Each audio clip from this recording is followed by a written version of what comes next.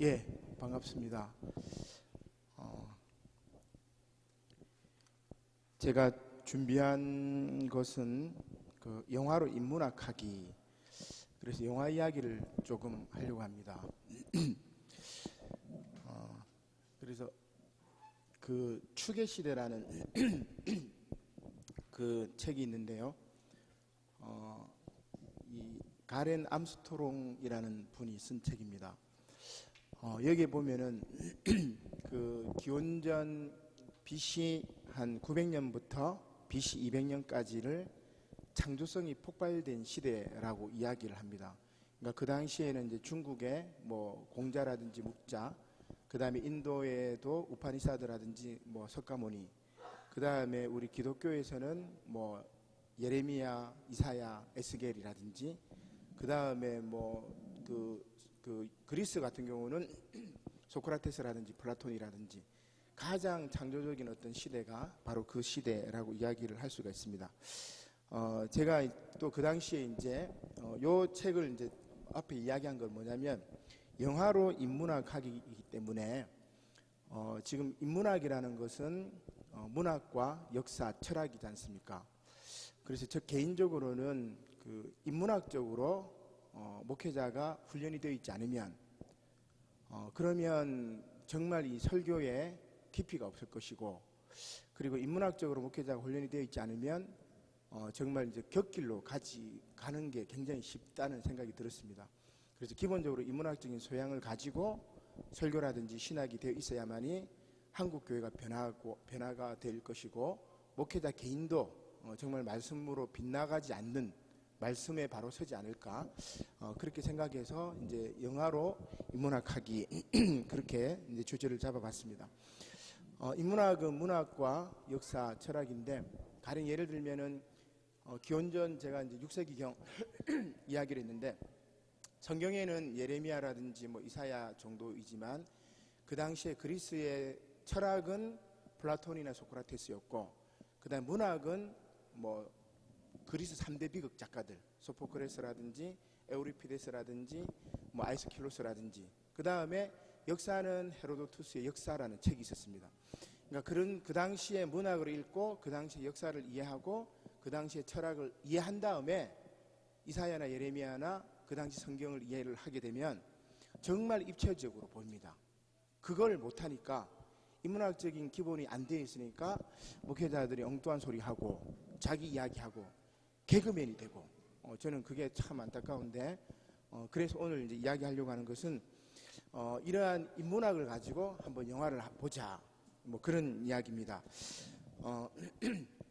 목차는 쭉 나와 있는데 제가 이렇게 하다가 분위기 보고 반응이 좋은 부분은 조금 더 하고 보고 아니면 그냥 이렇게 넘어가도록 그렇게 하도록 하겠습니다.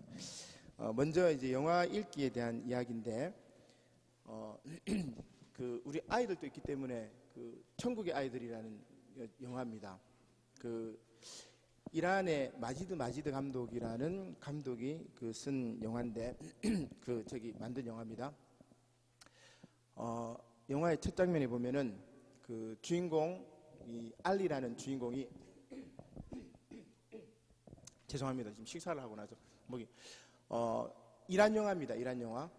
알리가 구두 수선을 하고 있죠. 구두 수선을 하고 있고, 자기 구두가 아닙니다. 동생 자라의 구두를 수선하는 장면이 영화의 첫 장면입니다. 아마 그 추석이라든지 명절 때 TV에서도 한번 한 것 같아요. 여러분들 아마 보신 분들도 있을 텐데, 그래서 엄마가 외상으로 하라고 구두 고친 다음에 식료품 지점에 가가지고 구두를 고치고 저 외상으로 이제 식료품을 사옵니다. 요 앞에 화면을 불을 조금만 꺼주시면 화면이 잘 보일 것 같아요. 그리고 집에 돌아오는데 보니까 구두를 잃어버립니다.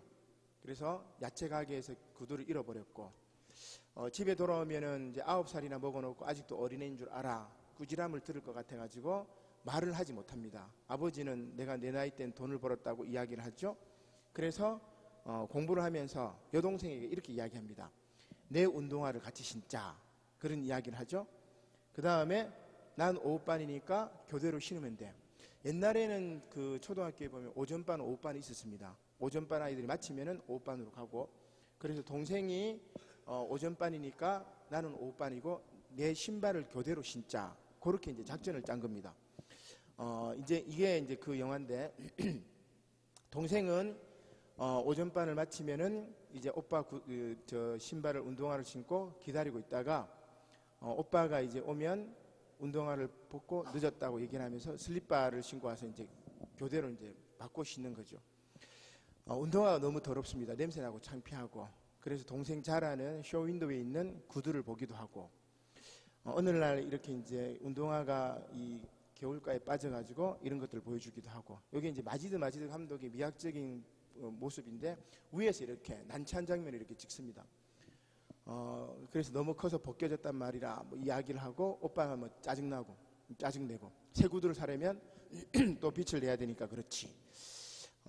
그러다가 보니까 좀 학교를 늦습니다. 또 늦으면 대학이다. 뭐 교실로 가봐 이런 상황들이 생기고 그 다음에 집에 이렇게 보여주니까 저도 아이가 셋인데 여기도 하나 둘 셋 갓난아기까지 그러니까 이란의 가난한 가정의 모습들을 이렇게 이제 보여주고 있는 거죠. 어느 날 아침 조례 시간에 자라의 구두를 신은 여자아이를 본 겁니다. 교장 선생님이 이제 뭐 이렇게 훈시하는 중에 그래서 추적을 한 겁니다. 나의 구두를 신었던 아이를 추적을 해가지고 마침내 집을 찾은 겁니다. 찾아서 자라가 어떻게 하겠습니까? 오빠를 불러야 되겠죠. 오빠 저기 있어 하면서 드디어 오빠를 불러서 저기가 걔네 집이야 하면서 이제 쳐들어가려고 합니다. 그런데 문이 열리고 이 아이 그 자라의 구두를 신었던 아이하고 아버지가 이렇게 나와요. 그러니까 아버지의 모습이 여러분 어떻습니까? 시선이 약간 위로 되어 있죠. 시각장애인입니다. 시각장애인. 그리고 어깨에 뭘 맸죠? 흰 끈을 맸잖아, 그죠? 뭐를 맸겠습니까? 우리로 치면 엿 같은 거, 뭐 엿장수 이렇게 뭐 물건 이렇게 자판대 그죠? 요걸 딱 내놓고 팔로 가는데 아버지가 장님이니까 딸아이가 아버지 이제 팔을 끼고 팔로 가는 거예요. 그러면 이 동생 알리하고 자라가 생각을 하겠죠. 2대인데, 그죠? 2대이니까 아버지는 남자 어른은 장님이고 그 다음 여자아이 하나니까 싸우면 어떻게 되겠어요? 2대이니까 아버지는 장님이니까 이길 수 있겠죠. 쫓아가서 들고 패고 그 다음에 신발을 뺏어오면 되겠죠. 그렇게 할까요? 그렇게 안 할까요? 보셨나요? 그렇게 안 합니다. 얘네들이. 그렇게 안 하고 그냥 포기하고 그냥 돌아가 버립니다. 그래서 천국의 아이들인 것 같아요. 그러니까 우리보다 가정 형편이 더 어렵구나. 그러면서 신발을 포기하고 그냥 집으로 돌아가는 거죠. 자, 시퀀스가 또 바뀝니다. 그 다음에 이제 가난한 집의 사정을 보여주는데 그 주일날 예배드리러 가지 않고 돈벌이 이제 그 하러 이제 부잣집에 그 정원사로 이제 아르바이트하러 간 겁니다. 아버지가. 그리고 그곳에 이제 돈을 받고 일당 받고 가는데 자전거의 브레이크가 고장 나가지고 들이받고 그러니까 이런 난처한 상황들을 잘 보여주는 게 마지드 감독의 특성입니다. 자, 그 다음에 또 시퀀스가 바뀌어요. 전국 어린이 마라톤 대회가 우리 마을에 열리게 됐는데 지금 이란이잖아요, 그죠? 이란은 그 옛날에 페르시아입니다. 성경에는 바사라고 나와 있죠. 그래서 이란은 마라톤을 싫어합니다. 자기 나라가 진 전쟁을 그 기념하는 뭐 마라톤을 하겠어요. 그래서 마라톤이 아니고 오래 달리기라고 이제 번역을 해야 됩니다. 잘못된 거죠. 그래서 제가 이제 영화 중에 영화 300이라는 영화가 있습니다. 거기에 보면은 페르시아하고 그 다음에 스파르타하고 뭐 아테네하고 이제 전쟁했던 그죠? 펠레폰네소스 전쟁 이전에 그 페르시아 전쟁 그죠? 그 전쟁에 대한 이야기인데 이때 스파르타의 레오니다스 왕이 페르시아의 그 대군을 막아서서 막 300의 용사들이 막아가지고 뭐 나중에는 전사하긴 하죠, 그죠? 그렇게 딱 해가지고 멋있게 이제 나오는데 참 이게 역사 왜곡입니다. 너무너무 역사 왜곡. 그 위대한 크세르크세스 왕을 아주 사이코로 만들어 버렸고 그 다음에 그 다혈질인 아주 못된 이 레오니다스 왕은 멋진 인물로 만들었어요. 스파르타 여러분 정말 그 하하가 스파르타 막 이렇게 얘기를 하는데 얼마나 잔인한 줄 압니까 여러분? 스파르타가 본토에 자기는 한 10%밖에 안 돼. 스파르타인들은 나머지 90%는 원래 원주민들 1년에 한 번은 학살을 하죠. 그게 스파르타예요. 그 잔인한 놈들을 멋지게 만들고 그 간대한 페르시아의 왕을 아주 사이코로 만들어버렸고, 그걸 가지고 그 진중권 씨가 옛날에 그 심영래 감독 아십니까? 심영래 감독 디오라는 위대한 영화를 만들었어요. 제가 볼 때 개수 영화 중에 최고의 영화입니다. 개수 영화는 일단 개수가 커야 돼요. 고질라보다 더 큽니다, 이북이. 그 다음에 피가 많이 나와야 돼요. 개수 영화는 피를 많이 막 흘려야 되고, 그 다음에 개수 영화는 사람들이 많이 죽어야 돼요. 그 다음에 개수 영화는 스토리가 없어야 돼요. 스토리가 복잡하면 그 누가 보겠습니까? 그냥 막 괴물 크고 피 흘리고 사람 막 죽고, 그 다음에 아무 생각 없이 보는 게 개수 영화인데, 디오는 정말 잘 만든 개수 영화예요. 괴물 있죠, 봉준호 감독 괴물. 그거는 개수 영화로 치면 진짜 빵점이에요. 예술성은 있겠지만 개수 영화로는 그 괴물이라는 것은 아주 못 만든 영화고, 디오는 아주 잘 만든 영화예요. 근데 이 진중권 씨가 옛날에 이제 그 영화를 얘기하면서 이 300하고 비교를 하면서, 300은 서사가 있는데 디오는 서사가 없다. 그러면서 디오를 뭐 민족주의 코드 뭐 아리랑인가 뭐 그런 거 나왔잖아요, 그죠? 비판을 했어요. 그래서 제가 이 사람이 정말 진중하지 못하구나. 그래서 이메일을 썼어요. 이메일을. 진중권 씨, 당신 진중하지 못합니다. 역사를 왜곡했던 300이라는 영화를 가지고 이게 서사가 있다고 얘기를 하고, 개수 영화 중에서 정말 잘 만든 이 영화를 뭐 서사가 없다고 얘기를 하는데, 원래 개수 영화는 그렇습니다 하면서 제가 진중하지 못한 진중권 씨에게 메일을 보냈는데, 진중하지 못하게 메일이 단메일이 안 온 것 같아요. 안 읽은 것 같아요, 보니까. 왜 그러냐면, 성경에 바사의 고레스 왕은 이사야서에 보면은 메시아로 극찬합니다. 왜냐하면 바벨론 포로로 잡혀갔던 그들을 고향으로 돌아가게 하잖아요, 그죠? 그래서 역사에는 키루스 왕으로 나와요.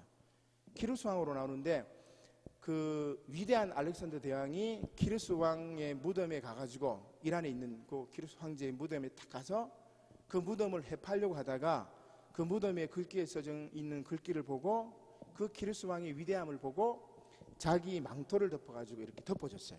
그만큼 관대하고 위대한 왕이 키루스, 성경에는 고레스로 나옵니다. 그런 페르시아를 아주 이상하게 만들었던 영화가 300이라는 영화예요.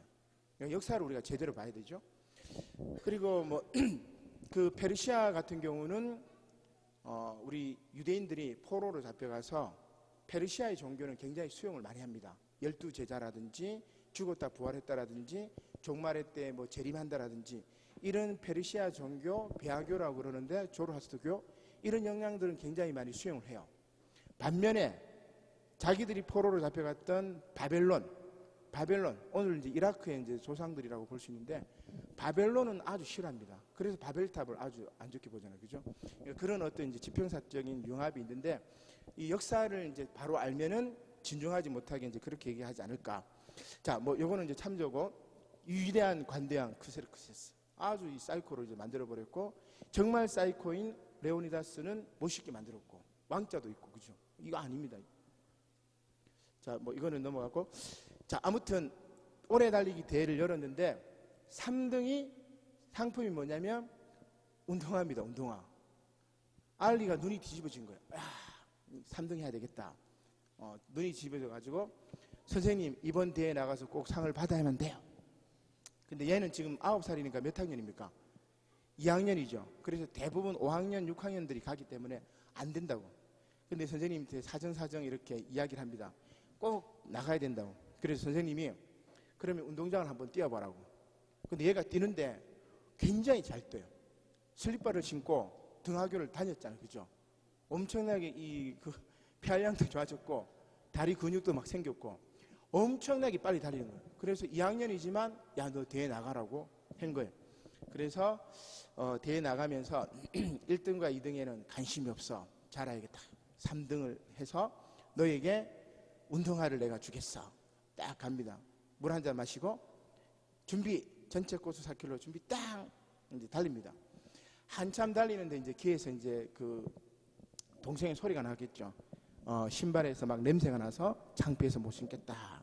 그래서 막 악착같이 이를 물고 달립니다. 꼭 3등을 해서 운동화를 타올게. 자, 한참 달리는데 보니까 자기 앞에 아무도 없고 자기 뒤에도 아무도 없어요. 그러면 뭐죠?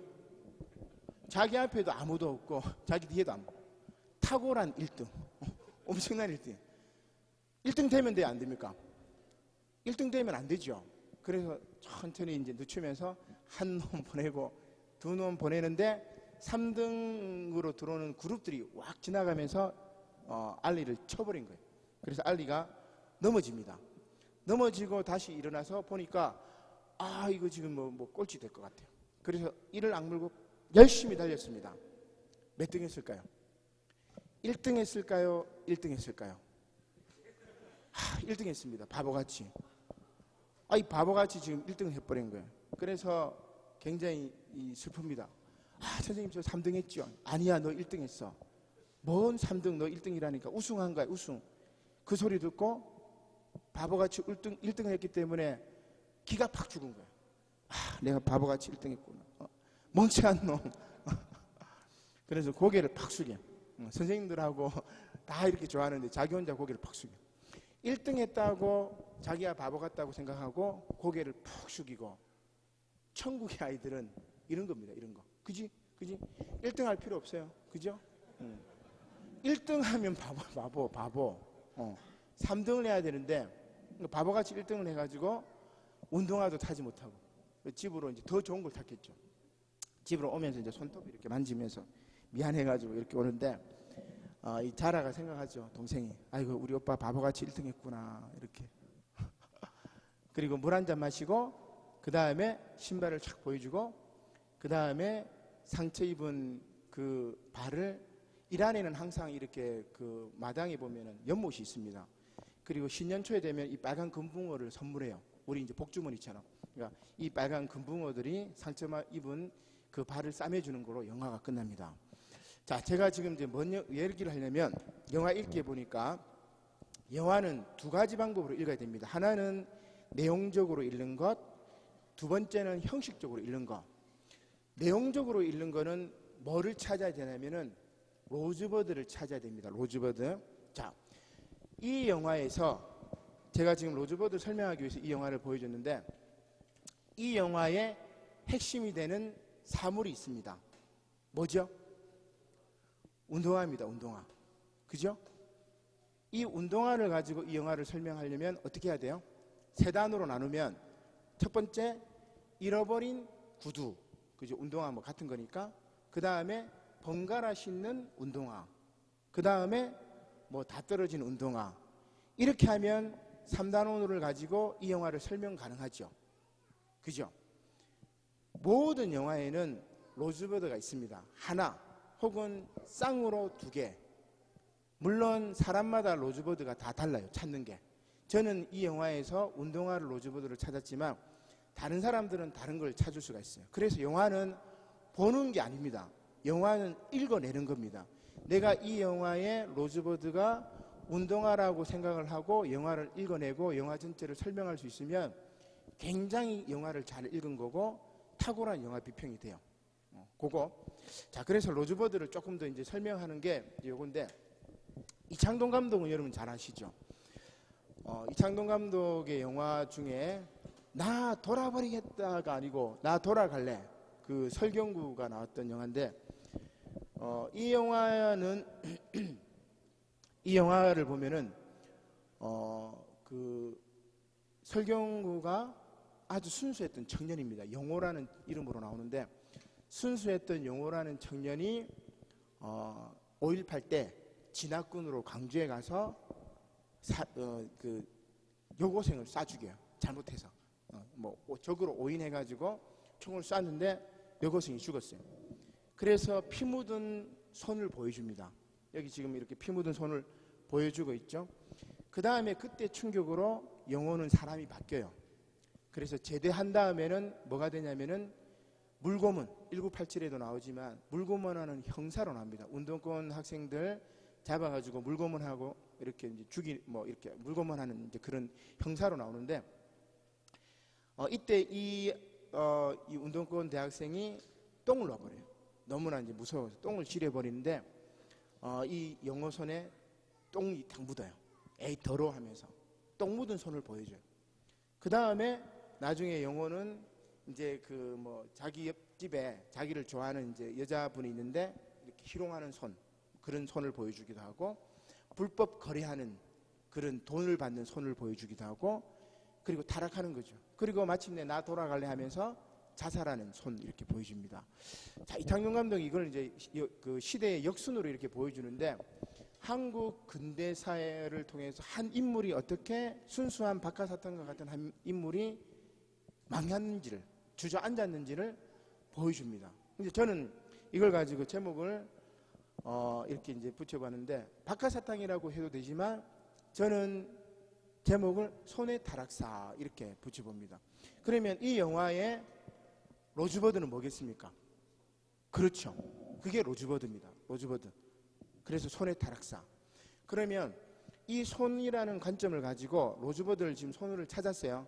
그러면 이 손이라는 관점을 가지고 이 영화를 해석하면 순수했던 손이 피 묻은 손이 되었고, 똥 묻은 손이 되었고, 그 다음에 희롱하는 손이 되었고, 그 다음에 타락하는 손이 되었고, 마침내 순수로 돌아가기 위해서 자살하는 손이 되었고, 손의 타락사를 한국 근현대사를 통해서 한 인물의 삶을 이렇게 보여주는 거죠. 그래서 이 영화는 로즈버드가 손입니다. 손. 그럼 여러분 이제 로즈버드를 아시겠죠? 어떤 영화를 보든지 로즈버드를 찾아서 보면은 그 영화가 이렇게 깨집니다. 그럼 저는 이렇게 손에 이제 이 영화를 이제 손으로 봤는데, 로즈버드를 이창동 감독한테 물어가지고 이렇게 이창동 감독한테 이 영화의 로즈버드가 손 아닙니까? 이렇게 물으면 이창동 감독이 뭐라고 하겠습니까?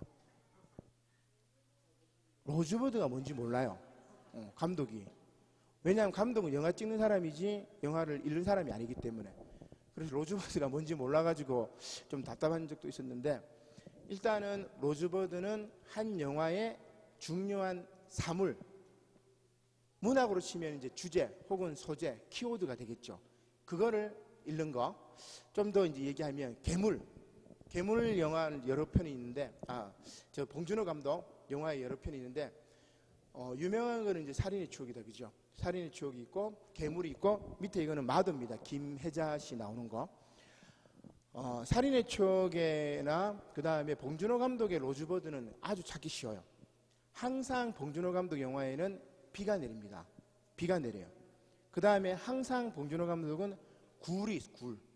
그래서 살인의 추억 마지막 장면도 어떻게 보냐면, 그 살인범이 마지막 살인자 그 살인 사건이 있었던 그 현장을 지나갔다는 얘기를 듣고, 혹시 보신 분들 있는지 모르겠는데, 송강호가 그 하수구 그거를 이렇게 슥 보는 겁니다. 이제 굴처럼 생겼어요. 그 다음에 박해일인가 그 친구 이제 살인범인 줄 알고 막 멱살 잡으면서 뭐 하다가 밥은 먹었냐 이렇게 물어보잖아요, 그죠? 그때도 굴이에요, 굴, 터널. 그러니까 항상 터널이 나옵니다. 괴물도 굴이 나오고, 그 다음에 마더도 어머니가 약초를 썰는데 안에서 이렇게 바깥으로 이렇게 찍어서 굴 모양으로 이렇게 만들었어요. 그러면 봉준호 감독의 영화의 로즈버드는 뭐 영화 한 편으로 얘기하는 게 아니고 전체적으로 봤을 때 하나는 뭐 비, 하나는 굴. 그래서 제가 아이디어를 창의성은 전혀 다른 것을 연결하는 거니까, 그래서 뭐라고 얘기하냐면은 비굴한 한국인의 초상을 잘 보여준 게 봉준호 감독이에요. 정말 살인의 추억 같은 경우도 마찬가지예요. 그 다음에 괴물도 마찬가지고, 저 괴물을 국가나 경찰이나 의사나 뭐 누구 지켜주지 않아요. 어리버리한 아버지가 딸을 찾으러 가고, 그죠? 아주 비굴한 한국인의 초상을 잘 보여줍니다. 마더도 마찬가지예요. 그 여고생의 죽음에 모든 동네 사람들이 다 관여되어 있죠, 그죠? 그 여고생 물론 죽인 거는 원빈이지만 모든 마을 사람들이 다 그 여고생을 막 착취를 했고 짓밟았고, 그러니까 비굴한 한국인의 초상들을 가장 잘 보여주는 게 봉준호 감독. 그래서 봉준호 감독의 로즈버드는 비하고 굴. 그 다음에 김기덕 감독. 제가 김기덕 감독 얘기하려고 하다가 아이들 또 오기 때문에 이건 안 되겠다. 그런데 김기덕 감독은 항상 물이에요, 물. 이분은 아주 신앙적입니다. 이분이 아주 신앙적이래 가지고 기독교적인 메타포로 영화를 많이 찍습니다. 그래서 항상 물이 나오고 회개나 뭐 이 세례 이런 것들을 상징하는데 뭐 일단 그렇고, 그다음 밀정이라는 영화, 최근 영화인데 한 2, 3년 됐죠. 밀정이라는 영화를 여러분 잘 보시면은 김장욱이라고 박기순이 이 총 맞아가지고 발가락이 떨어진 게 있어요. 그 송강호가 그 발가락 끝까지 가지고 있죠. 그러니까 이 발가락으로 보는 거예요. 로즈버드는. 송강호는 다시 좋은 편으로 돌아설 수밖에 없어요. 왜냐하면 발가락을 가지고 있었기 때문에. 그러니까 발가락이라는 키워드로 영화를 보면 되고, 그 다음에 요거는 제가 우리 기훈 씨 거기도 올린 건데 암수살인은 변색 안경. 그래서 제가 어거스틴의 원죄론하고 악의 네 가지를 가지고 이제 얘기를 했는데, 변색 안경. 어둠은 빛을 싫어하잖아요, 그죠? 바깥에 나오면은 선글라스가 되고 안에 있으면은 그냥 이제 안경이 되고. 그러니까 요것을 가지고 암수살인의 어떤 로즈버드는 변색 안경이 아니냐, 뭐 이렇게 이제 본 적이 있고. 자, 그러면 이제 로즈버드 쭉 이야기를 했는데, 그러면 로즈버드가 뭐냐? 철자를 이렇게 보면은 장미꽃 봉오리예요. 장미꽃 봉오리. 그럼 도대체 장미꽃 봉오리하고 영화의 키워드하고 무슨 상관이 있느냐? 바로 이것 때문에 그렇습니다. 영화사에서 최고의 영화를 꼽으면 우리가 오선 웰즈 감독의 시민 케인, 시티즌 케인을 꼽습니다. 이 시티즌 케인은 지금으로 말하면 이제 그 언론 갑부, 뭐 조선일보 뭐 사장 이렇게 볼 수 있겠죠. 케인이 언론 갑부이고 밤의 대통령인데, 영화의 첫 장면에 보면은 케인이 침대에 누워가지고 죽습니다. 죽으면서 하는 말이 오 로즈버드, 땡 죽어요. 영화의 첫 장면에. 그러면 밤의 대통령이고 언론사 사주고 뭐 최고의 부자고 그 사람이 죽으면서 한마디 했기 때문에 유언인 줄 생각하겠죠. 중요하다고 생각했겠죠. 그래서 기자들이나 사람들이 이 영화 전체가 로즈버드를 찾는 거야. 시민 케인이 말했던 로즈버드가 뭔지를. 그래서 제가 로즈버드 얘기한 겁니다. 이해되시죠? 영화사에서 최고로 잘 만든 영화가 로즈버드를 찾는 영화니까 다른 영화도 로즈버드 찾으면 된다 이 말입니다. 그래서 로즈버드 얘기한 거예요. 자, 그러면 로즈버드가 뭘까? 한참 찾습니다. 한참 찾는데 로즈버드는 영화에 한 번밖에 안 나옵니다. 한 두 번 정도 나올 수도 있고, 여러 번 나오는 건 찾으면 안 돼요. 아주 한 번씩이나 두 번 정도 희미하게 나오지만 핵심이 되는 걸 찾아야 됩니다. 근데 이 로즈버드가 뭐냐면 영화 제일 마지막에 그렇게 나옵니다. 쓰레기통에 케인의 유품들을 불태우는데 그 쓰레기통에 눈썰매를 태웁니다. 눈썰매. 그 눈썰매의 상표 이름이 로즈버드였어요. 로즈버드. 나이키가 되든 뭐 아디다스가 되든 상관이 없는데 상표 이름이 로즈버드였어요. 그러면 무슨 얘기냐?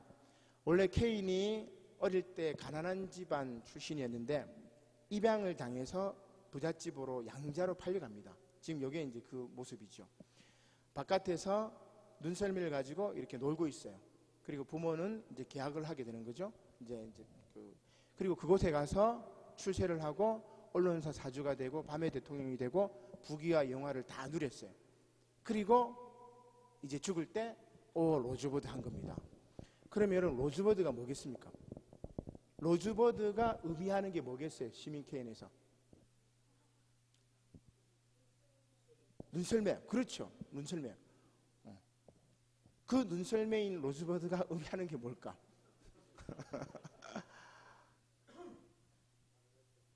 가난했던 어릴 때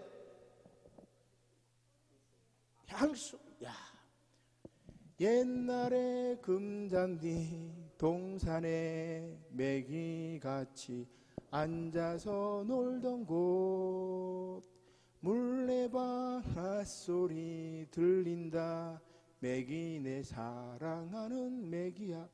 저는 이 노래 굉장히 좋아하거든요. 그죠? 여러분 별로 노래 더 다시 제가 목이 안 좋아요. 나의 살던 고향은 꽃피는 산골 복숭아꽃 살구꽃 아기 진달. 역시 우리 신앙인들이니까 이 노래는 하면 안 돼요. 저 멀리 배는 나. 반응이 오시네. 로즈버드가 뭡니까? 고향. 세상 부귀영화를 다 누려봤지만 죽을 때가 되니까 어릴 때 눈썰매 타고 고향에서 뒹굴던 그 시절이 그리운 거예요. 그러면서 죽으면서 로즈버드 하면서 어릴 때 타던 눈썰매 그거 얘기하면서 꽤 죽은 거예요. 그죠? 그래서 로즈버드는 고향이고, 다시 말하면 인문학의 모든 것들은 고향을 찾아가는 길입니다. 요거를 깨닫지 못하면 이제 안 되죠. 그러니까 문학 작품을 다 읽어도 우리가 신락원을 했기 때문에 고향을 찾아가는 것이라고 볼 수가 있습니다. 여기 이제 눈썰매 하면서 요 로즈버드 미스터 고라는 영화가 있습니다. 2013년도에 아주 재밌었던 영화인데 이 영화에 보면 할아버지가 야구를 이렇게 정리를 하는 게 있어요. 야구는 뭐냐? 야구는 집에서 출발해서 홈으로 돌아가는 경기다. 와, 멋지죠? 야구하고 축구하고 여러분 인문학적으로 분석하면 굉장히 재밌습니다. 홈에서 출발해가지고 1루, 2루, 3루 그리고 다시 홈으로 탕자가 1루를 갔다가 돌다가 다시 돌아오잖아요. 그죠? 우리 인생이 홈에서 출발해가지고 저 돌다가 다시 홈으로 돌아가는 거예요. 야구는 굉장히 인문학적인 경기입니다. 그래서 여기 보면은 그 2페이지입니까? 여러분 한번 보십시오. 자, 2페이지를 한번 펴보시고 앞을 한번 보시면 우리가 인문학 이야기를 좀 하니까 영원한 장소인 고향을 찾는 것, 이것이 인문학의 핵심이고 서양의 인문학의 핵심은 호메로스의 일리아드하고 오디세이잖아요. 그죠? 일리아드는 우리가 가나안 정복하는 거하고 똑같고, 그 다음에 애굽 탈출하는 거하고 똑같고, 그 다음에 오디세이는 다시 고향으로 돌아가는 거니까 가나안 땅으로 돌아가는 거하고 비슷하겠죠. 그죠? 여기 오디세이도 내용은 고향으로 돌아가는 거고, 중국은 항상 요순시대로 돌아가고 싶어요.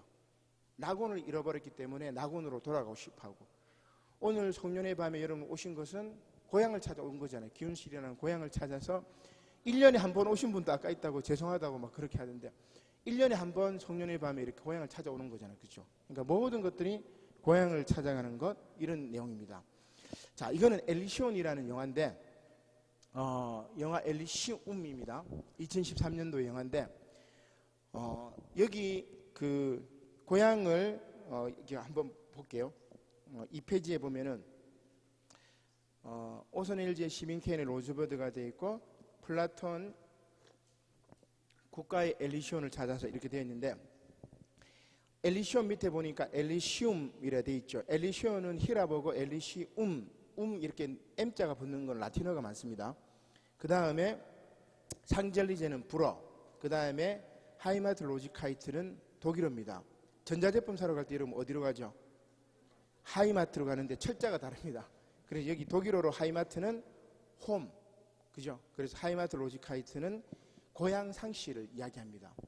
우리가 고향을 상실했고 다시 고향으로 돌아가야 되는데, 그 밑에 그림을 한번 보면은 플라톤의 국가론 10권에 보면 에르라는 그리스 병사가 죽었다가 다시 살아났던 에르의 이야기가 나오는데 그것을 에르 신화라고 이야기합니다. 거기 보면은 제가 동그라미로 B로 만들어놨죠. 거기가 뭐냐면 플라톤의 이데아고, 거기가 뭐냐면 엘리시온이에요. 거기가 고향입니다. 하이마트입니다. 아시겠죠? 그 다음에 엘리시온을 불어로는 엘리제라고 이야기해요. 그래서 상젤리제는 뭐냐면은 엘리제의 거리, 상젤리제, 그죠? 아시죠? 자, 그러면 엘리시움이라는 것을 고향이라고 생각하고, 그 다음에 이데아라고 생각하고, 하이데커식으로 얘기하면 존재 자체라고 생각하고, 그것을 영화로 만드는 게 영화 엘리시움이에요. 2154년 인류는 하나가 되고 세상은 두 가지 세상이 되는데, 선택받은 1%는 여기 엘리시움 우주 정거장에 가 있고, 나머지 99% 루저들은 폐허가 된 지구에 있어요. 이 내용이 바로 영화 엘리시움 내용입니다. 그래서 엘리시움으로 가게 되면은 아주 이 동그란 그 반지형으로 되어 있는 건데, 여기 중력도 있어가지고 이게 반지로 된 거죠. 여기 안에 이제 행복한 사람들이 삽니다. 그리고 이 기계에 보면은 어떤 병이 걸리든지 이 기계에 들어가면은 다 치료를 받아요. 근데 지구에 사는 99%의 루저들이 부상을 입어도 죽을 병이 걸려도 갈 수가 없어요. 금지를 해놨기 때문에. 그것을 찾아가는 이야기가 바로 이 엘리시움이라는 이야기인데, 이런 엘리시움이 우주 공간에 이렇게 항성처럼 우주 정거장처럼 있다. 이런 걸 이제 참조하시고, 자 그러면 자, 요 얘기를 조금 했으면 좋겠습니다. 플라톤 국가론의 10권에 보면은 에르라는 그리스 병사가 전쟁에 나갔다가 죽습니다. 그래서 동료들이 이 에르를 데리고 와가지고 화장을 하려고 해요. 그리스에는 한 10일이나 12일 정도 지나면 화장을 합니다. 화장을 하려고 장작더미 위에 올려놓고 불을 지르려고 하는데 에르가 눈이 번쩍 떠요. 죽은 사람이. 그러면서 내가 간 세상, 천국에 대한 이야기를 합니다. 내가 본 천국. 플라톤의 책에 나와요. 국가론. 가장 위대한 인문학 고전 중에 하나. 에르가 이야기를 하는데 내가 죽어보니까 영혼이 긴 간을 통해서 이렇게 빠져나가더라. 그렇게 이야기합니다. 그래서 제가 플라톤 국가 파이드로스, 파이돈 그 책을 다 종합해가지고 논문에 발표한 이 그림입니다. 이거 제가 그린 그림이에요. 그래서 에르가 죽어가지고 영혼이 쭉 빠져나가는데 긴 통로를 통해서 빠져가는데 강을 4개의 강을 건너가게 됩니다. 첫 번째 강은 아케론, 두 번째는 코키토스, 플레게톤, 레테의 강인데 쉽게 얘기하면 비통의 강. 여러분 죽으면 비통합니다. 야 오늘 영화 강의 들어야 되는데 내가 죽었잖아요. 그럼 굉장히 비통하잖아요. 그 다음에 두 번째 강은 무슨 강을 지나면은 시름시름의 강을 갑니다. 죽으면은 왜 죽었지 하면서 막 시름시름 알아요. 그 다음에 세 번째는 플레게톤이 무슨 강이냐면은 불의 강입니다. 모든 것을 다 태워버려요. 다 태워버리고 마지막 네 번째 강은 무슨 강? 레테의 강. 많이 들어봤죠? 레테의 강 무슨 말입니까? 망각의 강. 그래서 레테를 부정어로 만들려면 앞에다가 영어는 A를 붙이죠. 히라보도 마찬가지 앞에다가 알파를 붙입니다. 알레테이아 명사형으로 바꿔요. 알레테이아. 비망각. 그런데 우리 신약성 헬라에 보면 알레테이아가 뭐예요? 진리입니다. 진리를 알지니 진리가 너희를 비망각해라. 그게 너를 자유롭게 하리라. 이게 그리스 사람 생각이에요. 왜 비망각하죠?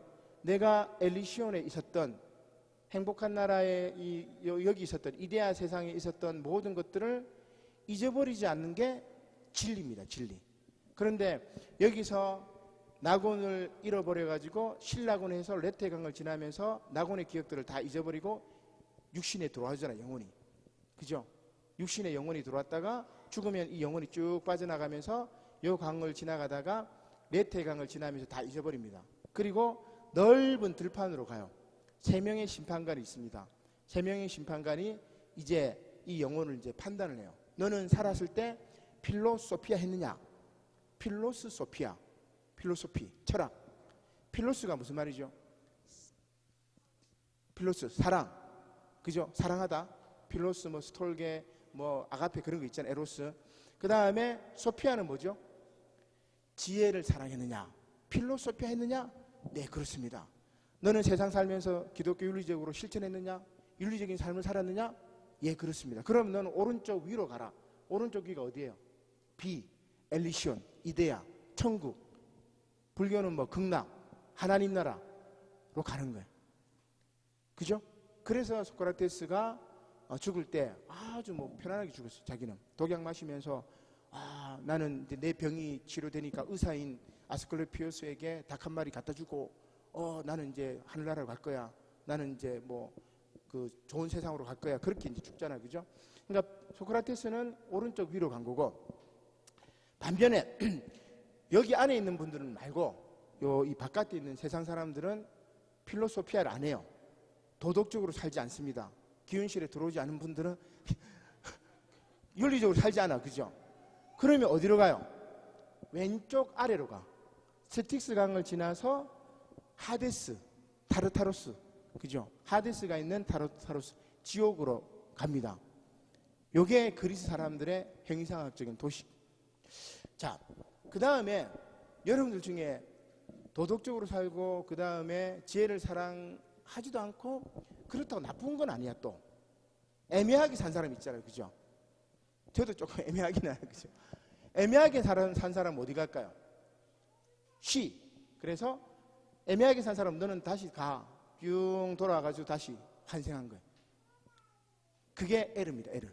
그래서 에르가 야 내가 죽어보니까 이제 저기 타르타스로 가지 않고 저기 이데아 엘리시온으로 가려면은 철학적인 삶을 살아야 돼. 그렇게 얘기를 해준 거예요. 그죠? 이게 마태복음 25장에 나옵니다. 오른편에 있는 무리들 내가 헐벗을 때 굶주렸을 때 먹을 걸 줬느냐? 너희들은 오른편으로 저 극락으로 영원한 천국으로 가고 내가 굶주렸을 때 먹을 걸 주지 않았고 헐벗을 때 입을 걸 주지 않았고 감옥에 갇혔을 때 찾아오지 않았고 너희들은 넌 저기 타르타르스로 가. 그죠? 그래서 플라톤 안에 기독교가 들어있고 어거스틴 자체가 플라톤을 굉장히 많이 받았기 때문에 또 하나는 윤회설이 있으니까 불교 철학도 들어있고 여러분 그래서 제가 이거는 인문학의 모든 것 종교의 모든 것들이 다 들어가 있는 겁니다. 굉장히 중요한 노벨 인문학상을 받을 그림. 더 보면은 이제 요 하살표가 있는데 그 엘리시온으로 가는 길이 두 가지가 있습니다. 나의 노력으로 가는 게 있고 그것을 에로스라고 이야기해요. 그 다음에 신이 나에게 주는 광기를 통해서 가는 길이 있어요. 이게 다 그리스 신들하고 연결됩니다. 나의 노력 에로스. 그래서 명기적인 에로스는 제우스가 주는 건데 나의 어떤 지혜를 통해 가지고 저기 엘리시온으로 갈 수 있고 그 다음에 신이 주는 광기가 있어요. 디오니소스라든지 아폴론이라든지 이런 뮤즈 여신, 음악 여신 이런 광기를 통해서 내가 엘리시온 갈 수 있고 그래서 우리가 종교적으로 얘기하면 자력구원, 타력구원 내용들이 여기에 지금 다 나와 있는 거죠. 그거는 이제 플라톤의 이제 이야기니까 인문학이라서 제가 이제 생략을 하도록 하겠습니다. 자, 그 다음 두 번째 영화 읽기는 영화의 내용으로는 로즈버드를 찾는 거고 로즈버드는 고향이고 본향이고 엘리시움이고 그 다음에 이데아고 그 다음에 플라톤에도 그렇게 나와 있고 모든 인문학은 본향을 찾아가는 것, 고향을 찾아가는 것 여러분 요걸 생각하시면은 어떤 고전을 읽든지 막힘이 없으리라 생각이 됩니다. 자, 두 번째 영화 읽기 제가 한 8시 반까지 하고 질문을 좀 받을까요? 아니면 한 1분만 더 할까요? 예, 반까지 하겠습니다. 두 번째, 왜냐하면 이제 한 10분이 된 것 같아가지고 두 번째 영화를 읽으려면은 이게 이제 우리 가정은 목사님이 이제 기술적인 부분을 좀 부탁을 하셔가지고 가져온 건데 영화를 읽을 때 형식적으로 읽는 게 있습니다. 그래서 영화를 보면 여러분 그 2페이지에 보니까 형식해가지고 쇼트와 시퀀스 구분 이렇게 되어 있죠. 그래서 앞으로 여러분 영화를 보실 때 이걸 잘 보시면 되는데 영화는 필름, 무비, 시네마 이렇게 세 가지가 다릅니다. 우리말로는 다 영화지만 필름은 기술적인 정의고 무비는 회화적인 정의고 시네마는 장소적인 정의예요. 영화를 상영하는 곳이 시네마이기 때문에 그거는 뭐 참조하시고 자, 그 다음 두 번째 보니까 프레임이 있고 쇼트가 있고 씬이 있고 시퀀스가 있어요. 요거를 제가 단어, 문장, 단락, 단원으로 이렇게 적었어요. 그래서 저는 영화를 볼 때 시퀀스별로 이렇게 번호를 붙입니다. 한번 쭉 보면서 영화를.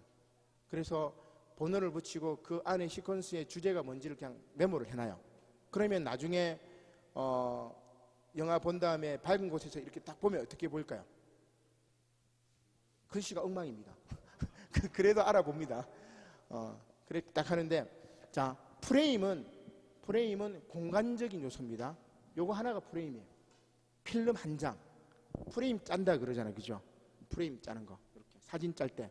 그래서 요 프레임은 필름 한 장을 이야기하고 쇼트부터 씬, 시퀀스 같은 경우는 시간적인 흐름으로 필름을 자른 겁니다. 자, 그러면 쇼트는 뭐냐? 레디 액션 해가지고 컷할 때까지 길이를 쇼트라고 얘기를 하고 그 다음에 씬이라는 것은 어떤 동일 장소에서 그 동일 시간 내에서 사건이 벌어지는 것을 씬이라고 그래요. 뭐 오늘 여기 교회 씬 뭐 이렇게 하든지 아니면 길거리 씬이라든지 그 다음에 씬들이 모여가지고 하나의 이야기 단위를 구성하는 것을 시퀀스라고 이야기합니다. 자, 그러면 쇼트는 긴 쇼트가 있고 짧은 쇼트가 있겠죠. 프랑스 영화들은 대부분 깁니다.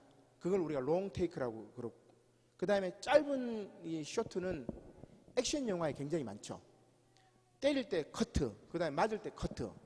그런데 옛날에 그 봉준호 감독의 그 영화 최민식 씨 나오는 거 있잖아요. 그거 올드보이에 보면은 도끼 하나 가지고 그 촬영하는데 한 5분 정도 커트가 없어요. 그거 찍으려면 굉장히 힘듭니다. 그죠? 사인이 다 맞아야 되잖아요. 자, 그래서 요거를 우리가 형식 읽기를 그 글로 이렇게 바꾸면 프레임은 단어 하나로 보시면 돼요. 단어. 나는 간다. 뭐 교회 뭐 이런 식으로 요 단어. 그 다음에 쇼트는 뭐냐면 하나의 문장입니다. 문장. 나는 학교 간다. 그거를 길게 하면 어떻게 해요? 나는 오늘 밥을 먹고 그 다음에 친구를 만나서 버스를 타고 어쩌고 저쩌고 쭉 하고 간다. 그죠? 제임스 조이스 같은 경우는 한 2페이지 정도 뭐 해야 마침표가 나오기도 하고, 긴 문장이 있고 짧은 문장이 있고 1형식이 있고 5형식이 있는 것처럼. 그래서 쇼트는 긴 게 있고 짧은 게 있고, 그 다음에 씬은 한 장소에서 동일한 시간에 어떤 사건들이 벌어지는 것, 그런 사건들이 모여가지고 하나의 이야기를 구성하는 게 시퀀스. 그래서 영화를 보실 때 쇼트나 씬으로 분석하지 말고 시퀀스로, 요 이야기가 전체가 뭐다? 1번 매기고, 그 다음에 2번 또 이렇게 매기고, 3번 매기고. 그러면 헐리우드 영화는 한 30번 정도 나옵니다. 좀 많아요. 근데 프랑스 영화나 예술 영화들 같은 경우는 한 15개, 16개. 시퀀스가 좀 작습니다. 그거를 이제 잘 파악해가지고 영화를 보게 되면은 형식적으로 잘 읽지 않을까, 뭐 그런 이제 생각이 들고. 자, 그 다음에 영화의 역사, 요것만 조금 중요한데, 그 구성 요소 뭐 이렇게 나온 거는 여러분들이 그냥 읽어보시면 될 것 같고, 영화의 역사 5페이지입니다. 5페이지.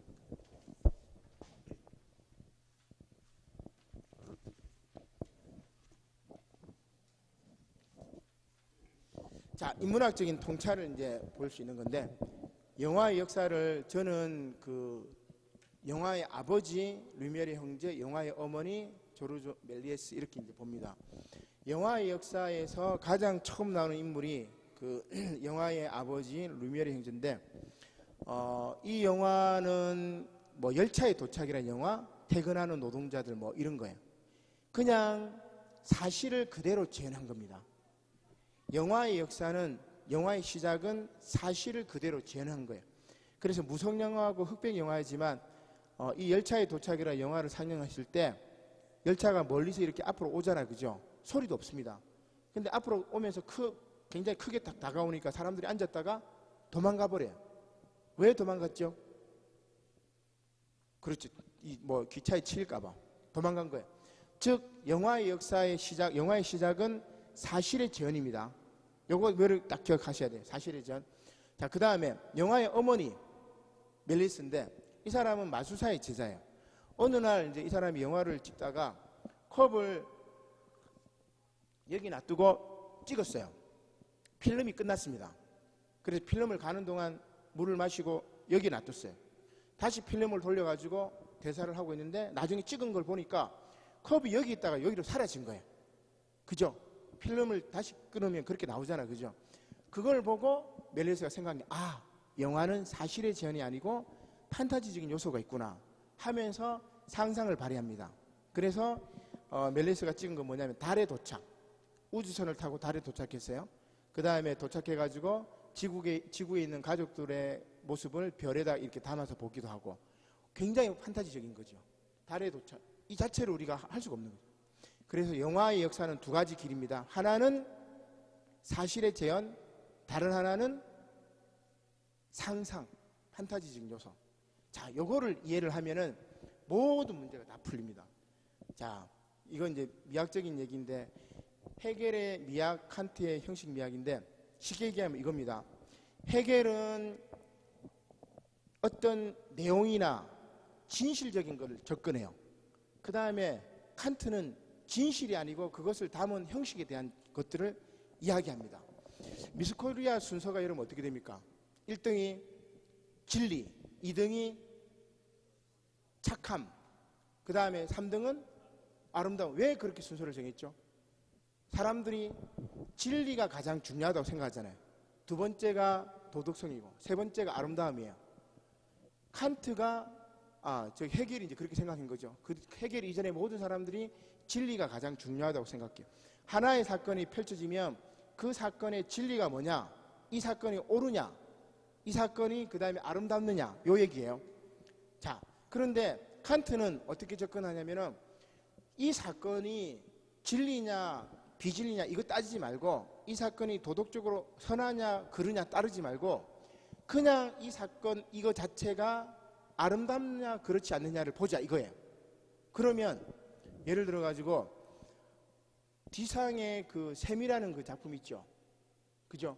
20세기 최고의 예술 작품이에요. 남자 화장실의 소변기를 예술관에 그냥 갖다 놓은 거예요. 그게 최고의 예술 작품이에요. 해겔식으로 보면 그게 말이 돼요, 안 돼요? 화장실 변기이기 때문에 이거는 냄새 나는 거고 이거는 예술 작품이 될 수 없어. 그러나 칸트식으로 생각하면은 여기에 도덕적인 가치, 진리적인 판단, 이게 이제 소변기라는 거 판단하지 말고 그냥 자체를 보면은 순백의 아름다움, 곡선의 아름다움, 그렇게 볼 수 있는 거예요. 그게 현대 미술입니다.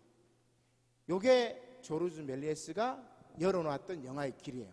이해가 되십니까? 그러면 칸트의 3대 비판서를 지금 다 이해를 한 거예요. 순수 이성 비판, 진리가 뭐냐? 그 다음에 실존 이성 비판, 도덕성이란 뭔가? 판단력 비판, 아름다움이 뭔가? 그죠? 칸트 얘기가 그거예요. 모든 사건에 진리적인 접근이 있고, 그 다음에 도덕적인 접근이 있고, 그거 배제하고 자체를 보자, 형식을 보자, 아름다움을 보자, 그런 얘기예요. 자, 그러면 제가 영화를 이야기하는 것보다 이제 인문학 얘기를 하려고 왔기 때문에 여기 표를 한번 보십시오. 5페이지에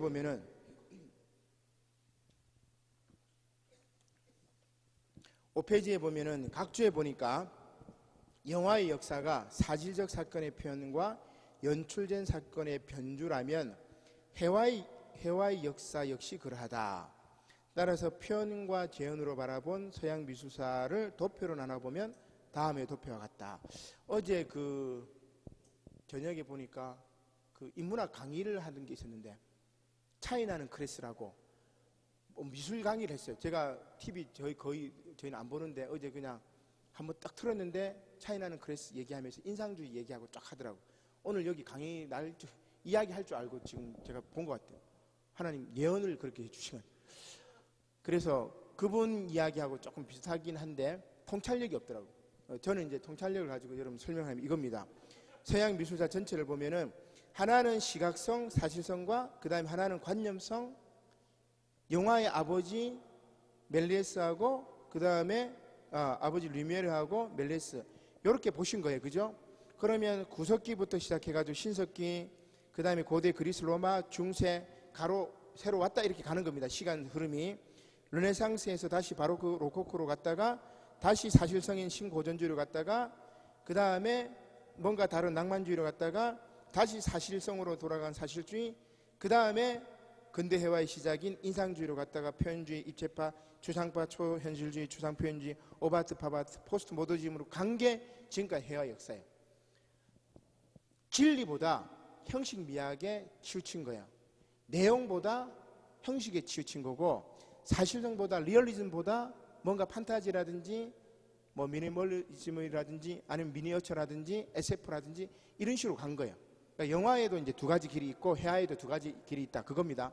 그러면 해화사를 제가 정말 그림만 쫙 보면 구석기 시대에는 사실성이기 때문에 라스코 동글벽화는 거의 사실적인 표현이죠. 신석기 시대로 가면은 사실적인 것이 아니라 관념적인 거예요. 그래서 터키 사탈리크 주실벽화는 사냥꾼인데 뭔가 이상해요. 그죠? 사실적이지 않죠. 달리는 역동성을 표현하기 위해서 구부를 트리고 굵고 가늘고. 이해됩니까? 자, 그 다음에 이집트 벽화 같은 경우도 눈은 정면 눈이고 코는 옆이고, 이건 사실적이지 않아요. 관념적입니다. 이집트 벽화 자체가. 자, 이렇게 관념적으로 갔다가 다시 사실적으로 간 게 뭐냐면 고대 그리스 로마. 이해되시죠? 비너스, 그 다음에 헬레니즘 시대 라오콘상, 그 다음에 중세로 가면은 어떻게 돼요? 다시 관념으로 갑니다. 사실보다 관념성이 더 중요해요. 그래서 생세련행 성당의 백명부전대 사도입니다. 사도. 이상하죠? 그래서 관념성 쪽에 있는 이 쪽은 다 그림이 이상해. 약간 정말 좀 이상이 찌그러지고 이상합니다. 그래서 관념성을 표현하기 때문에 사도의 모습은 중요하지 않습니다. 신을 찬미하기 때문에. 자, 그 다음 중세 다음에 이것 때문에 이제 중세 치마부회의 옥자위의 성모인데 원근법도 없고 아기 예수도 어른이에요. 어른. 그죠? 팔등신이잖아요. 그죠? 아기가 이렇게 생길 수가 없어요. 원근법도 없고 이상하잖아요. 그림이. 그 다음에 르네상스 시대로 가면은 그림이 약간 이제 사실성으로 돌아가죠. 르네상스 시대 라파엘로의 아름다운 정원 성모 마리아 같은 경우는 어때요? 성모 마리아하고 세례요한하고 아기 예수가 원근법도 있고 그 다음에 아기같이 생겼고 사실성과 관념성의 차이가 보입니까? 중세 그림하고 이 라파엘로의 그림하고 복면부조하고 차이를 느끼시죠? 관념성이 있고 사실성이 있고 형식 미학이 있고 진리 미학이 있고 영화의 역사도 마찬가지예요. 리얼리즘 계열이 있고 판타지 계열이 있고 자 이렇게 가다가 그 다음에 이제 바로크 시대로 가면은 조금 찌그러지는 이거 해골 그림이기도 하고 로코코 시대에 가면 조금 더 이렇게 화려한 무늬들 그 다음에 고전주의 시대로 가면은 다시 사실적인 그림으로 갑니다. 고전주의 시대로 가다가 나중에 낭만주의로 바뀌고 그 다음에 사실주의로 바뀌면 정말 이제 사실적인 그림들이 나오고 그 다음에 인상주의로 가면은 어제 이제 제가 차이나는 그레스에서 이제 인상주의부터 얘기를 하던데 인상주의로 가면은 자신의 인상을 그린 거잖아요. 관념. 그 다음에 고우도 마찬가지고 그 다음에 또 계속해서 관념입니다. 표현주의. 색으로 그냥 확 칠해버린 거. 지금은 헤겔에서 칸트로 간다는 게 보이시죠? 형식을 중요시 여기잖아요. 더 극단적으로 가면은 입체파가 나오고 더 극단적으로 가면은 이제 말레비치 같은 나무꾼 원기둥으로 모든 것들을 추상화시켜버리죠. 그 다음에 몬드리안 같은 그림은 뭐 빨강, 노랑, 파랑 컴포지션 이렇게 이야기를 하는데 이거는 지금 우리가 이해가 안 돼요. 그죠? 그죠? 현대회화가 칸트적으로 돌아가고 헤겔 미학이 아니라는 게 감이 잡히십니까?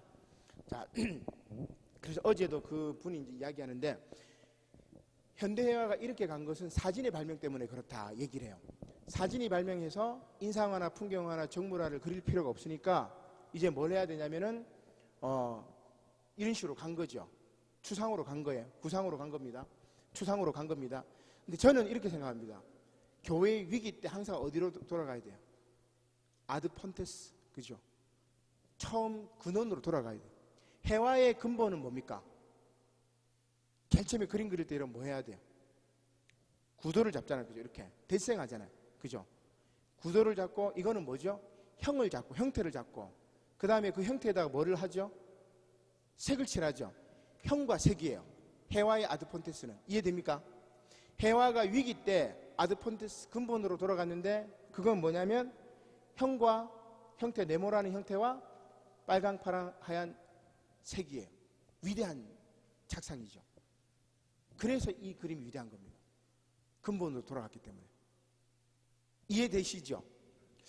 빨리 마쳐야 돼요. 별로 지금 자 이제 이거는 몬드리안 칸딘스키 그림이고 말레비치는 이제 극단적인 추상 이런 식으로 간 거예요. 그래서 현대회화들은 다 이런 맥락. 그래서 영화의 역사에서 조르주 멜레스 이제 계열이라고 이제 보고 잭슨 폴록 같은 경우는 정말 이제 완전 뭐 이런 액션 페인팅 이런 식으로 간 거죠. 앤디 워홀의 팝아트 같은 경우는 사이버 스페이스 시대를 예비를 한 건데 옛날에 보니까 하춘아 씨 흉내를 잘 낸 김영철 씨 있죠. 개그맨. 그죠? 김영철 씨가 하춘아 흉내를 잘 내니까 하춘아 씨가 화를 내면서 흉내를 내지 말라고 얘기해요. 그러다가 자기가 방송에 나와서 자기 흉내를 내는 김영철 흉내를 낸 적이 있어요. 제가 그걸 보고 굉장히 웃겼는데 진짜가 가짜를 흉내내는 세상 이거를 열었던 게 앤디 워홀입니다. 그래서 앤디 워홀의 이 브릴로 박스는 우리로 치면 이제 하이타이 뭐 그런 세제지요. 이거를 그대로 막 똑같이 모양을 이제 재현했던 거. 가짜가 진짜가 되는 세상. 지금 사이버 스페이스 세상. 여기 이제 회화에서 열은 거고 그 다음에 뭐 팝아트, 그 다음에 오바트 착시 이런 식으로 쭉 가고 포스트 모더니즘 쭉 가다가 이거는 제가 이제 제일 좋아하는 화가 독일의 화가인데 그 안셀름 키퍼의 그 작품입니다. 저는 이제 여기 이제 신표현주의인데 여기에 다시 사실성으로 가지 않았느냐 뭐 이렇게 생각하는데 요게 그 아우슈비츠 그 수용소입니다. 여기에 이게 시계가 아니고 이게 뭐냐면은 파레트, 그 그림 그릴 때 파레트 있잖아요, 그죠? 이 파레트 예술이 이 비극을 이긴다 뭐 이런 느낌인데 나중에 여러분 안셀름 키퍼 작품 한번 보시면 감격스럽습니다. 심장에서 가시나무가 쭉 자라서 그 뭐 살리기도 하고 굉장히 이제 아주 뭐 재밌는 의미가 있는 작품들인데 자 이런 식으로 영화의 역사를 쭉 이제 이야기를 했고 하나만 이제 뭐 예. 그 다음에 그 5페이지 한번 보겠습니다. 하나만 더 하고 제가 마치고 조금 자유롭게 좀 의논을 했으면 좋겠습니다. 이야기를 했으면 좋겠습니다. 5페이지에 보면은 영화로 인문학하게 가지고 줄 끊는 부분이 쭉 있는데 영화를 통해 가지고 키노 아이라고 얘기를 하는데 카메라의 눈은 새로운 인식을 주게 됩니다. 우리 인간의 눈으로 볼 수 없는 부분들을 보여주기 때문에 보는 만큼 달라져요. 그래서 산에도 산 밑에서 보는 경치하고 산 정상에서 보는 경치가 다르잖아요, 그죠? 그래서 카메라 키노 아이를 통해 가지고 우리의 인식이 바뀝니다. 그 다음 또 하나는 뭐냐면 카메라를 통해 가지고 우리의 주체와 객체가 해체되는 경험을 하게 됩니다. 가령 예를 들어 가지고 자 지금 제가 이 카메라를 들고 지금 저를 찍었어요. 지금 이 카메라 이게 종이컵이 카메라하고 저를 찍었습니다. 제 얼굴이 찍혔겠죠 화면에. 그 다음에 제가 시선을 돌려서 우리 최현보 목사님을 봅니다. 그리고 카메라가 최현보 목사님을 찍어요. 그럼 누구의 시선이죠? 저의 시선이잖아요, 그죠? 카메라가 저를 찍었고 제가 고개를 돌리는 장면, 그 다음에 최현보 목사님을 비춰주면 제가 최현보 목사님을 본다는 지금 내용이잖아요. 제 시선입니다. 그러면서 카메라가 한 바퀴를 빙 돌아 여러분들 얼굴 다 찍어요. 그러면 지금 제가 여러분들 훑어보는 거잖아요, 그죠? 그런데 카메라가 다시 저를 딱 찍어. 이해되시죠? 주객이 해체가 돼버린 거예요. 카메라 한번 터닝한 거 가지고. 기막히죠. 이런 기술을 가지고 이원론을 해체할 수가 없었는데 주체와 객체를 해체할 수가 같이 연결시킬 수가 없었는데 카메라 한번 돌리는 걸 가지고 주체의 시선과 객체의 시선을 합쳐버린 거예요. 그게 카메라의 위대함입니다. 또 하나가 뭐냐면 몽타주에 기초한 새로운 인식인데 제 얼굴이 여기 있고 지금 여기 이제 물을 딱 보면은 제 얼굴을 한번 찍고 그 다음에 컵을 찍었어요. 그 다음 또 제 얼굴을 찍었어요. 붙였습니다. 몽타주입니다. 그죠? 그러면 무슨 느낌이죠? 물을 먹고 싶다. 그죠? 반면에 제 얼굴을 찍고 저기 뭐 화장실을 찍었어. 또 제 얼굴을 찍었어요. 그러면 무슨 얘기죠? 화장실 가고 싶다. 다른 두 가지를 연결시킴으로 해가지고 새로운 상상력을 발휘하는 게 몽타주입니다. 몽타주. 영화는 그게 가능해요. 기술적으로. 기가 막히죠. 엄청납니다. 선불교의 이제 공안 같은 게 그래요. 뭐 뜰 앞에 잣나무니라 뭐 이런 식으로. 전혀 대상이 감이 안 잡히는 건데 그런 하두를 통해 가지고 깨우침을 받는 거죠. 영화가 바로 그런 것들이 가능하고 일본 영화들이 그걸 잘했어요. 구로사와 아키라라든지 그 당시에 뭐 일본 영화들이 엄청나게 이제 했던 것들, 이원론을 해체하는 것도 있고, 그 다음에 감독의 철학적 입장에 한 명만 제가 보고, 그 여러 명이 있는데 이걸 제가 다 설명하기는 그렇고, 홍상수 감독인데, 홍상수 감독이 제일 먼저 찍은 영화가 뭐냐면 돼지가 우물에 빠진 날입니다. 그 영화가 그 나왔을 때 한국 영화사는 홍상수 이전과 홍상수 이후로 나누어진다고 생각해가지고 제가 영화를 보러 갔어요. 잠이 와가 죽을 뻔했어요. 잠 자기도 했고 너무너무 지겹더라고. 근데 왜 지겹냐면 홍상수 감독이 영화에서 어떻게 했냐면 인물을 대부분 화면에 어떻게 해요? 중앙에 배치하죠. 센터링. 그죠? 인물을 화면에 중앙에 배치합니다. 그런데 홍상수 영화를 보면은 인물이 구석에 이렇게 얼굴이 이렇게 나와 있고 어깨가 나와 있고 혹은 다리만 이렇게 돼 있는 게 그렇게 찍어요. 그럼 재밌겠습니까? 없겠습니까? 사극 드라마를 보면은 인물이 얼굴이 크다랗게 나오잖아요. 그죠? 몰입하도록. 그런데 브레이트 같은 경우는 이제 속격 효과라고 몰입하지 말도록 이렇게 만드는 장치가 있어요. 그러면 인물을 중앙에 배치하지 않고 구석에 배치하는 것을 우리가 뭐라고 하냐면은 포스트 센터링, 탈중심. 포스트 모더니즘의 핵심이죠. 예수님은 예루살렘 중심이 아니고 저 변두리, 우리 경상도 말로 가세, 그죠? 구석, 변두리 저 갈릴리 출신이잖아요. 그죠? 그리고 부활하신 다음에 예루살렘이 아니고 예루살렘에서 죽었지만 돌아가셨지만 갈릴리에서 만나자고 얘기를 하잖아요. 그죠? 그러니까 중심이 아니고 탈중심을 화면의 구도로 만들었던 사람이 홍상수였어요. 그래서 홍상수 위대하고 다른 뭐 여러 가지가 있겠지만 제가 볼 때 화면 미학상, 미장센은 불어지만 영어로 읽으면 make a scene, 씬을 짜는 거예요. 화면 짜기. 그렇게 인물을 구석에 배치를 해가지고 탈중심을 만들었고 중심을 지향하는 게 아니고 주변 가세 변두리를 지향하는 예수님의 정신을 화면으로 구현했다고 저는 그렇게 봅니다. 그래서 감독의 철학적인 입장이 쭉 나와 있고 4번은 성탄에 만나는 헬 이야기인데 이건 제가 영화 이야기를 쭉 설명했기 때문에 이건 나중에 한번 읽어보시면은 또 재미가 있지 않을까 생각합니다. 제가 너무 많은 것들을 가져와 가지고 그리고 핵심 엑기스를 막 전하려고 해가지고 제대로 잘 전달되는지 모르겠지만 내공이 있는 분들은 정말 의미 있는 시간이 됐을 것 같고 별로 영화에 관심이 없는 분들은 뭔 얘기하는가 그렇게 생각되지 않았을까 생각됩니다. 예, 강의는 마치고 예, 고맙습니다. 예. 예, 제가 미장센이 세제 회사 이름인 줄 알았습니다.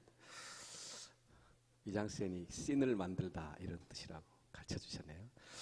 너무 고맙습니다. 강의 아주 뜨겁게 해주셨습니다. 박수를 한번 더 감사합시다. 예, 고맙습니다.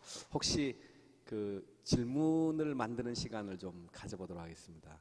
한 2, 3분 동안 옆 사람하고 이 강의를 듣고 건진 게 뭔지 예, 그런 것을 잠깐 대화하고 질문할 내용이 있는지 둘이 의논한 다음에 질문할 것이 있으면 질문을 하고 없으면 그냥 넘어가겠는데요. 또 혹시라도 여러분이 그 강의 이외의 내용이라도 우리 최 목사님 영화 전반에 관한 아주 낮은 수준의 문제나 높은 수준의 문제나 다 대답할 수 있으니까 두 분이 잠깐 대화하시고 질문 만드시고 있으면 질문하시고 없으면 다음 순서로 넘어가도록 하겠습니다. 잠깐 쉬시죠.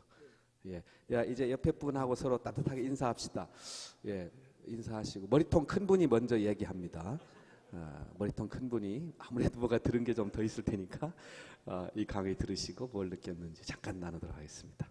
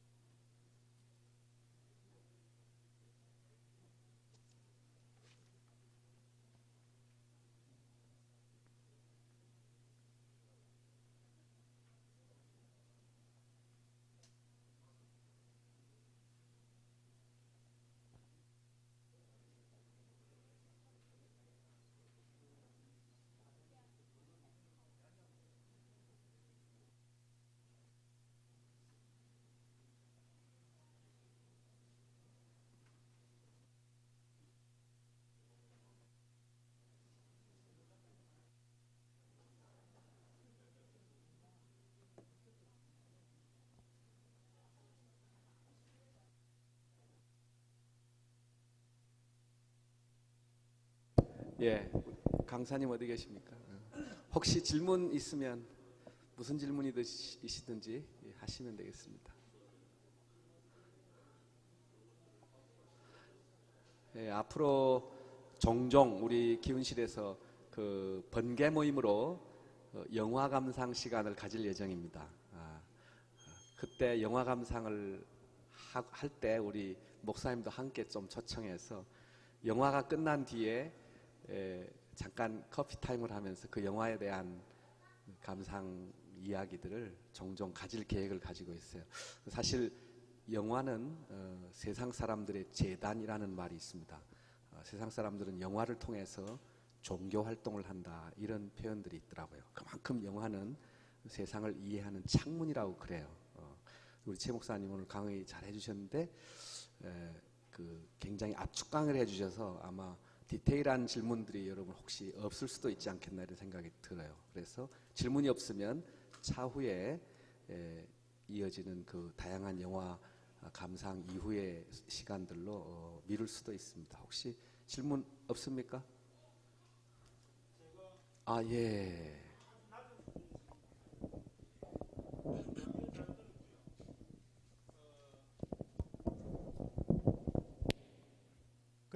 그냥 우리 일반 관심 있는 질문 한번 하겠습니다. 저 영화 굉장히 좋아하는데 이 성경하고 관련된 영화는 다들 너무 재미없게 만드는 것 같아요. 그래서 제가 이번에 이제 바울 영화가 나왔잖아요. 사실은 이제 제 생각에는 퐁당퐁당으로 해서 한 일주일 정도 걸었다가 내리려고 했는데 이 또 크리스찬들이 이게 뭐 세일 모임 이런 데서 단체로 계속 꾸준히 관람을 하니까 이게 굉장히 이제 길게 상영을 했는데 제가 볼 때는 굉장히 재미가 없어서 제가 우리 아들한테 이거 영화 보고 티켓 가져오면 5만 원 용돈 준다 해서 억지로 이제 보게 했는데 이 전문가이신 모사님 보실 때는 우리 지금 여기 아마 보신 분들 많을 건데 바울 이 영화를 영화적으로 굉장히 좀 잘 만든 영화인지 못 만든 영화인지 어떤 점이 아쉬운지 한번 좀 간단하게 한번 평을 좀 해주셨으면 좋겠습니다. 아쉬운 점은 제가 바울을 못 봤습니다. 아쉽습니다. 추천을 많이 하고 제가 보지는 못했는데 그런데 대신에 제가 이제 저도 뭐 책 소개 책 팔로 하는 건 아니니까 그 테오 시네마라고 여기 보면 이제 다 신학자들입니다. 요 분들하고 영화를 연결한 책인데 거의 대부분 헐리우드 영화, 그러니까 그냥 기독교적이지 않는 영화예요. 그래서 저는 십계라든지 배너라든지 물론 이제 좋지만 청년들한테는 정말 그냥 뭐 암수살인이든지 그죠? 아니면 이번에 저도 아렌가 봤는데 송강호 나오는 마약왕, 그거는 키워드 로즈보드 찾기가 참 어려운데 저는 이제 박정희 대통령 영정사진 그거를 이제 생각을 했어요. 왜냐하면 송강호가 나중에 박정희 대통령하고 자기를 연결시켜 버립니다. 그래서 이제 그런 건데 그런 영화들을 이제 지금 나오는 영화를 통해 가지고 기독교적인 의미는 분명히 있습니다. 그래서 기독교적으로 만든 영화보다 그냥 아까 이제 보헤미안 랩소디 이제 이야기를 했는데 그런 영화들을 보고 차라리 토론하다 보면은 인문학적인 훈련이 되어 있는 목회자라면은 잘 끌어서 성경의 핵심을 이야기할 수 있지 않을까 저는 그렇게 생각하고 요게 제가 2002년도에 제일 처음 만든 영화 책입니다. 그 영상시대 종교와 윤리고 타락을 통한 구원받기고 나쁜 남자 표지 해가지고 그랬는데 지금 하여튼 김기덕 감독이 저는 굉장히 종교적으로 봤는데 영화 작품하고 삶하고는 또 다릅니다. 설교자하고 삶이 같아야 돼요. 설교자는 자기 삶하고. 근데 영화 감독은 삶하고 설교하고 영화하고 다른 것 같아요. 김기덕. 그래서 제가 이거는 좀 그렇고 그 다음에 제가 이란 영화의 이해라는 책이 있는데 이거는 이제 교과부 추천 도서로 선정돼 가지고 아마 전국 어디 도서관에 가면 다 있을 거예요. 그 다음에 테오 아르스라고 이거는 예술입니다. 현대 회화를 기독교 신학하고 접목을 한 건데 그러니까 기독교 그림이 아닙니다. 그냥 요런 작품들 가지고 이제 연결했던 거. 그래서 요런 걸 좀 참조하시면 오늘 강의했던 내용들 중에 제가 뭐 압축을 했지만 나중에 이런 책들을 좀 참고하시고 그 전에 우리 챔버 목사님 책은 꼭 먼저 보시고 신앙적으로 훈련이 된다면 이걸 봐야 흔들리지 않습니다.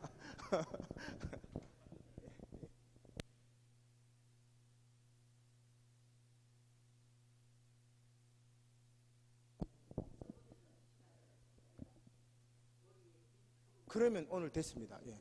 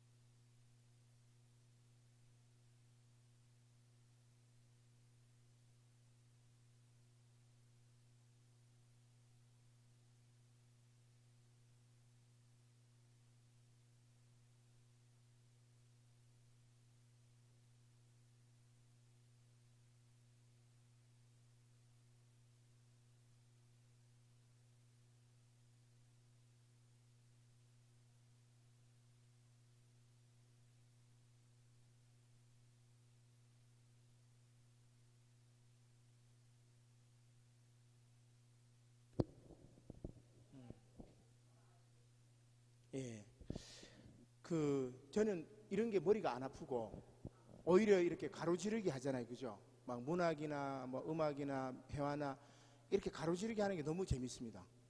관념의 모험이라고 할까. 굉장히 재밌어요. 왜냐하면 독서를 어느 정도 수준을 이렇게 하다 보면 뭐 많이 읽었다는 건 아니지만 하다 보면은 이렇게 깨어집니다.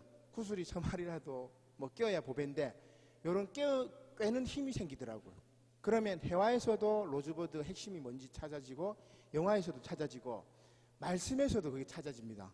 그래서 굉장히 저는 이게 머리 아프진 않고 오히려 그게 더 이제 막 기분이 좋고 그 다음에 영화 3편은 여기 나와 있습니다.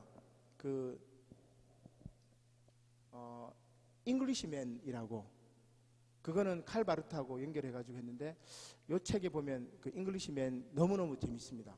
그 다음에 두 번째는 오늘 여기 나온 헬 이야기. 한 인간이 어떻게 바뀌는가. 아주 비열했던 인간이 선한 사람으로 바뀐 헬 이야기. 그 다음 세 번째는 폴 틸리하고 연결했던 영화인데 사랑의 블랙홀이라고 하루가 계속 반복되는 영화입니다. 아주 재밌어요. 저는 그거는 뭐 너무너무 많이 봤는데 한 사람이 하루가 반복되면서 처음에는 타락하다가 나중에 타자를 위한 존재로 바뀌면서 하루가 이제 반복이 되지 않고 이렇게 바뀌어요. 이제 그런 세 영화가 있고 제 개인적으로 제가 제일 좋아하는 영화는 페이스북에도 썼는데 나자리노라고 라라라라 라라라라라 라라라라 라라라라라 라라라라라 라라라라라 라라라라 라라라라라 이 통하는 세대 그 영화 음악이 너무 좋습니다. 그래서 제가 우리 딸내미한테 아빠 죽을 때 이 나자리노 When a child is born 한 아이가 태어날 때 지금 대림절기고 성탄절기인데 한 아이가 태어나면은 모든 사람이 이웃이 되고 그죠? 약한 자나 강한 자나 다 손잡고 이웃이 되는 그런 세상이 될 거야. 그 가사 자체가 이제 그런 거거든요.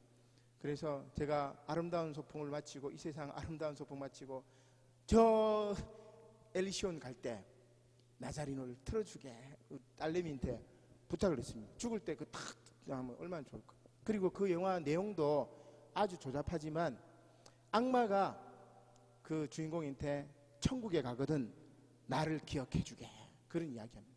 사랑 때문에 승리한 그런 영화인데 그 영화 음악 때문에 이제 굉장히 좋고 영화를 많이 보진 않았습니다. 저는 영화를 많이 보진 않았고 그 다음에 조조 영화 이제 최근에 이제 괜찮은 영화 나오면 이제 가서 찾아보기도 하고 옛날에는 시네마테크 해운대 거기서 좋은 영화들이 상영하거든요. 그래서 옛날에는 이제 그런 영화를 보러 많이 갔었고 뭐 여러분들보다 제가 영화 많이 보진 않은 것 같아요.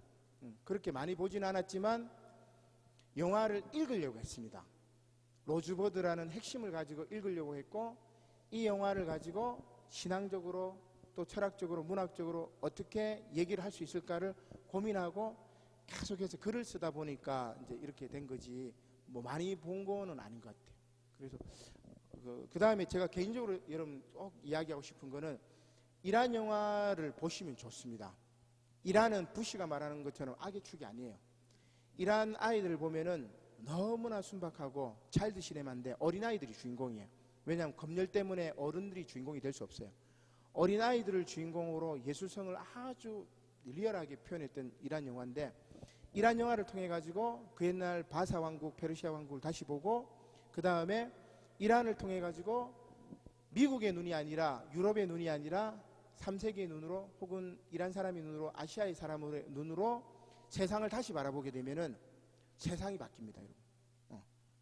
그래서 가급적이면은 이란 영화 같은 경우 아까 이제 천국의 아이들도 있지만 내 친구의 집은 어디 있느냐 어디냐 뭐 여러 가지 많이 있어요. 그 키아로스타미 감독 3부작 지그재기 3부작도 있고 많은 영화들이 있는데 이란 영화를 한번 찾아서 이렇게 보시면은 굉장히 좋고 그 다음에 부산국제영화제가 하면은 꼭 찾아가서 생소한 나라 영화 있죠.